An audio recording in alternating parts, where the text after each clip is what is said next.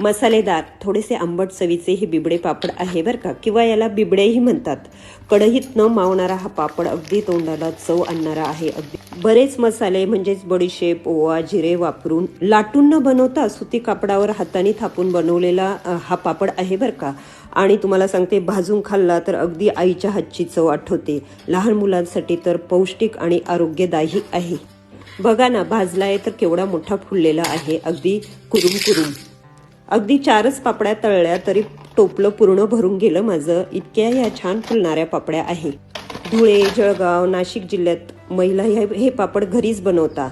हे बिबडे ज्वारी, दादर असे बऱ्याच तृणधान्यापासून बनवले जातात। तसं तर काळी मसाल्याची उसळ बनवली ना तर मी नेहमी शेव आणि पापडी घ्यायची, पण नाही, मला या पापड्यांची चव इतकी लागलेली आहे ना की इथून पुढे आता ह्याच पापड्या माझ्या तोंडी लावायला असणार, किंवा दुपारच्या जेवणात किंवा मध्य वेळेत खाण्यासाठी असणार बरं। जळगाव जिल्ह्यातील भुसावळ, चोपडा तालुक्यातील ग्रामीण महिलांनी गृहोद्योग करणाऱ्या छाया कार्टवर हे बिबडे पापड विक्रीसाठी ठेवले आहे बरं का। जेवताना तोंडी लावायला किंवा मधल्या वेळेस खाण्यासाठी हा स्नॅकचा प्रकार खूपच छान आहे। तर आजच छायाकार्ट.com वर ऑर्डर करा।